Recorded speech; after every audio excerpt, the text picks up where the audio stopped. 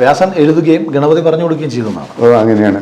വ്യാസൻ എഴുതാൻ വേണ്ടി നിയോഗിക്കപ്പെട്ടതാണ് വ്യാസൻ. വേദവ്യാസൻ എഴുതിയല്ല, ഗണപതി പറയുമ്പോൾ വ്യാസൻ എഴുതും.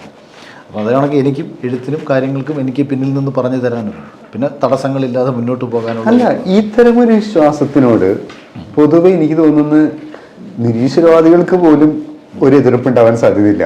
ഇല്ല, പൊതുവെ നിരീശ്വരവാദികളാണ് ഏറ്റവും നല്ല ഈശ്വരവിശ്വാസികൾ. അതെന്താ അങ്ങനെ പറയുന്നത്? കാര്യം, ഒരു ദൈവത്തിനും പ്രാർത്ഥിച്ചാൽ ഒന്നും ലഭിക്കത്തില്ല എന്നതാണ് പരമമായ ഈശ്വരവിശ്വാസം. നമ്മൾ ഇപ്പം ഒരു ക്ഷേത്രത്തിൽ പോയി പ്രാർത്ഥിച്ചാൽ ഇന്നത് കിട്ടും എന്ന് ചിന്തിക്കുന്നത് പോലെ വിഡ്ഢിത്തരം ഈ ലോകത്ത് വേറെ ഉണ്ടോ? അത് കൃത്യമായിട്ട് തിരിച്ചറിയാൻ പറ്റുന്നത് നിരീശ്വരവാദികൾക്ക് മാത്രമാണ്.